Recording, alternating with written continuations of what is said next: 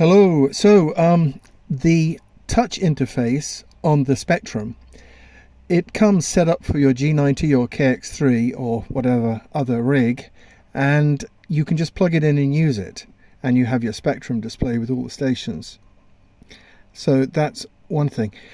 If you're going to use the touch interface with preference over the actual radio set, which you can see here as the frequency here and here is changing.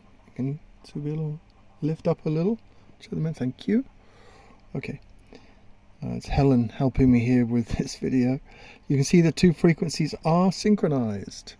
Okay, so then most people transmit either dead on the kilohertz or at 500, so that's built in as a quick switch, but otherwise you can just drag up and down to the particular station. But what we're looking at today is using the LCD here. Now we're in bisync mode. Here we can just toggle this between slave, bisync and master. In master mode the communications is very fast, instantaneous. In bisync it works both ways. Let's turn that off, sorry. Master, slave, bisynchronization. That means that the radio is synchronized to the Spectrum and the Spectrum is synchronized to the KX3 radio, the rig. Now that can be complicated for communications because, boy, it's sending a lot of messages back and forth to find out who's on whose frequency and who's changing the frequency, but as you can see it works quite fast. And then the menu, going back to the menu here, we've got buttons here, so that's for changing demodulation there. If you do a long press it will go backwards, and the single press should be like 1000 release, 1000 release. Long press is 1001 release. 1000 release is a short press. So looking down here to open the menu, I click on the menu button here,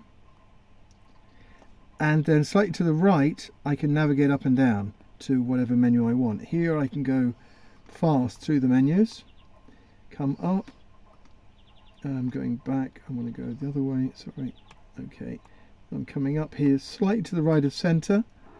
The far right side is the selector, so you slide up and down with the stylus to select, and then here hide, closed, hide, open, show. So it takes a little bit of practice because it's a fairly unique interface, but when you have mastered it, it's really easy to use.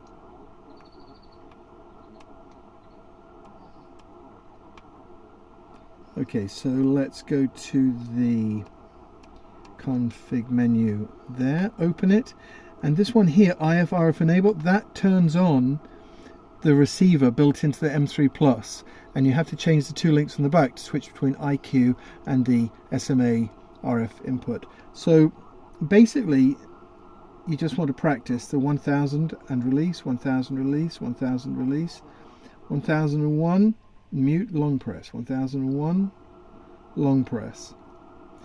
But for a lot of people who don't want to fiddle with a stylus, just use it as a Spectrum. It's plugged in, fully synchronized, you use the radio buttons and you don't need to bother with the LCD. But for those of you that want to be able to do fast tuning as I'm doing here and select stations directly, it is quite useful, the interface here. There we go.